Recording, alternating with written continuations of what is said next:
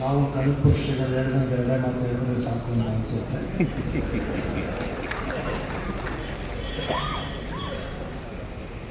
ಮೊದಲನೇ ದಿವಸ ಮಳವಳ್ಳಿಯಲ್ಲಿ ಒಂದು ಸಮಾಲೋಚನಾ ಸಭೆಯನ್ನು ಕರೆದಾಗ ಎಲ್ಲರೂ ಮಾತಾಡಿದ್ರು. ಕೊನೆಗೆ ನಮ್ಮ ಮಾತಿತ್ತು. ನಾವು ನಿಂತು ಕೂಡಲೇ ಮಳೆ ಬರೋಕ್ಕೆ ಶುರುವಾಯಿತು. ಮಾತಾಡಲಿಕ್ಕಾಗಲಿಲ್ಲ. ಭಾಳ ಜನ ಬಂದರು. ಮಳೆ ಇನ್ನೊಂದು ಸ್ವಲ್ಪ ನಿಧಾನ ಆಗಬೇಕಾಯ್ತು. ಮಾತಾಡಿ ಅತ್ಯಂತ ಯಶಸ್ವಿಯಾಗಿ ಮಳವಳ್ಳಿಯಲ್ಲಿ ನೆರವೇರಿದೆ. ಬಹುಶಃ ವೇದಿಕೆಯಲ್ಲಿರುವಂಥವರು, ಸಭಾಂಗಣದಲ್ಲಿ ಇರ್ತಕ್ಕಂಥವರು, ಮಳವಳ್ಳಿ ಜನತೆ ಭಾವಿಸೋದಕ್ಕಿಂತ ಹೆಚ್ಚು ಅದ್ಭುತವಾಗಿ ನಡೆದಿದೆ ಅಂತಂದರೆ ಅದು ಅತಿಶಯೋಕ್ತಿ ಮಾತ್ರ ಆಗಲ್ಲ. ಮೊದಲನೇ ಸಭೆಯಲ್ಲಿ ಪುಟ್ಟರಾಜು ಅವರು ಹೇಳಿದರು, ಶಿವರಾತ್ರೀಶ್ವರ ಜಯಂತಿಗೆ ನಾವು ಮಾಡ್ತೀವಿ ಅಂತ ಯಾರು ಮುಂದೆ ಬರಬೇಕಾಗಿಲ್ಲ.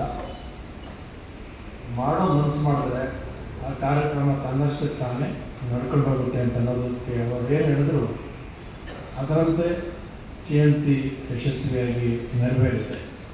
ಇರ್ತಕ್ಕಂಥವ್ರು, ಬಂದಿರ್ತಕ್ಕಂಥವ್ರು ಮತ್ತು ನಿಮ್ಮನ್ನೆಲ್ಲ ಇಲ್ಲಿ ಕಳಿಸ್ಕೊಟ್ಟಿರ್ತಕ್ಕಂಥ ಇಡೀ ತಾಲೂಕಿನ ಜನತೆ ಅದನ್ನು ಯಶಸ್ವಿಯಾಗಿ ನೆರವೇರಿಸಿದ್ದಾರೆ. ಅಲ್ಲಿ ಪ್ರತಿಯೊಂದರಲ್ಲೂ ಕೂಡ ಶಾಸಕರಾದ ರವೀಂದ್ರ ಸ್ವಾಮಿಯವರು ಅದರ ಅಧ್ಯಕ್ಷರಾಗಿ ಅದರ ಹೆಚ್ಚಿನ ಜವಾಬ್ದಾರಿಯನ್ನು ತೆಗೆದುಕೊಂಡು ಅಲ್ಲಿ ಪ್ರಸಾದಕ್ಕೆ ವ್ಯವಸ್ಥೆ ಮಾಡೋ ಸಂದರ್ಭದಲ್ಲಿ ನಾವು ಹೇಳಿದ್ವಿ, ಜನ 10 ಗಂಟೆ ಮೇಲೆ ವಸ್ತು ಪ್ರದರ್ಶನಕ್ಕೆ ಬರ್ತಾರೆ, ಮಧ್ಯಾಹ್ನ ಮತ್ತು ರಾತ್ರಿ ಊಟಕ್ಕೆ ಮಾಡಿಸ್ಬೋದು ಅಂತ.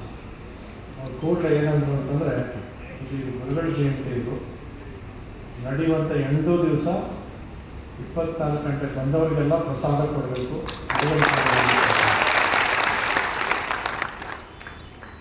ಅವ್ರು ಮಾಡಿಸೋದು ನಿಮ್ಮ ಮಳವಳ್ಳಿ ಹೋಟೆಲ್ ನೋಡಿಲ್ಲ, ಅವ್ರು ಬೈಕ್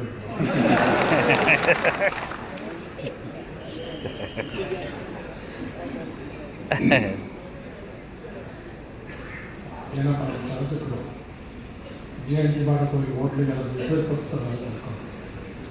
ಆದರೆ ಅವರು ಸಂತೋಷವಾಗಿ ಕಾರ್ಯಕ್ರಮದಲ್ಲಿ ಭಾಗವಹಿಸಿದ್ರು.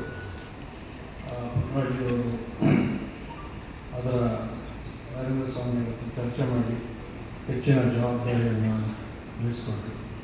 ನಮ್ಮ ಅನ್ನದಾನಿ